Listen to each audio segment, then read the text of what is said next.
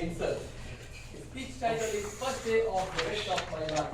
Before I call our first speaker, I request his evaluator, Toastmaster Funny Kumar, to read out the objectives of the speech. Good evening, everybody. Good evening. The objective of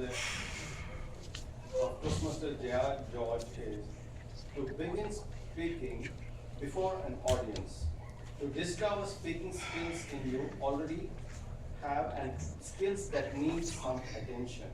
Time is 4 to 6 minutes. And title of the speech is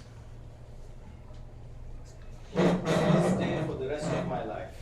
Toastmaster J.R. George. Please welcome Toastmaster J.R. George. All the best. Thank you. Oh my gosh, I never felt so nervous before. A seed gets sown, it gradually grows. That ain't easy at all. Likewise, my mother struggled 6 long hours for my entry into this wonderful and opportunistic world. That was the first day of my life, December 2nd, 1981. Fellow senior Toastmasters, club members, and guests, a warm good evening to all. Good evening. I don't remember much about my childhood, but I do, of course, recall certain naughty instances. That was we were sharing our apartment.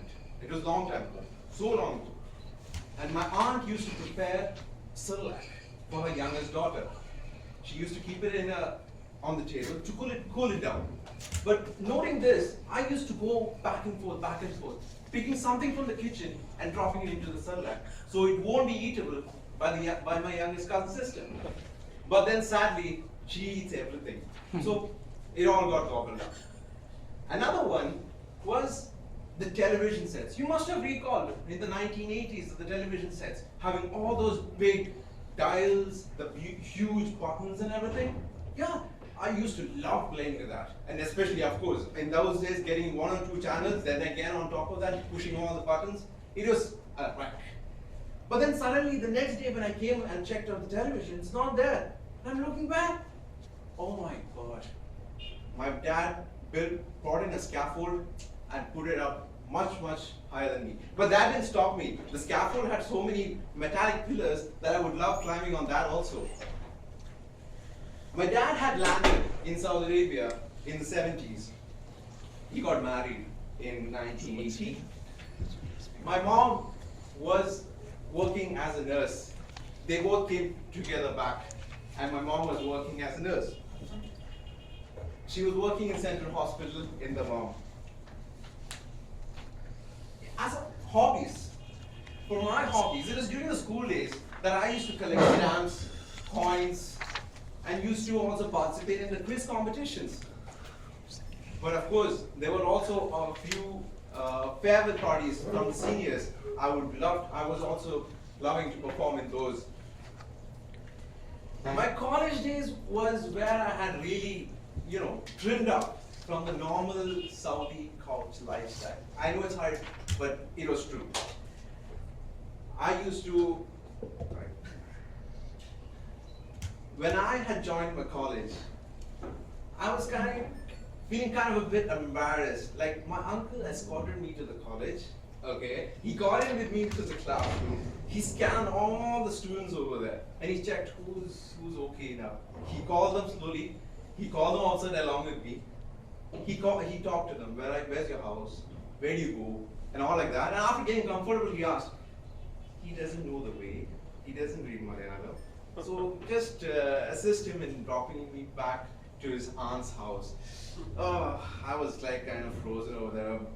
What a 21, 22-year-old guy asking the assistance of an Anna to just drop me back home. Oh, it was crazy. Anyways, those days also there was audition going on, and they wanted to form a group of dancers. I got through the audition. It was pretty fast. It was pretty easy, and the group started practicing. It was the song from Smooth Criminal, Michael Jackson.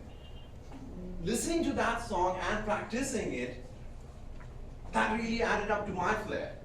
That was really, really good. From there on, we started off our journey into various competitions and everything.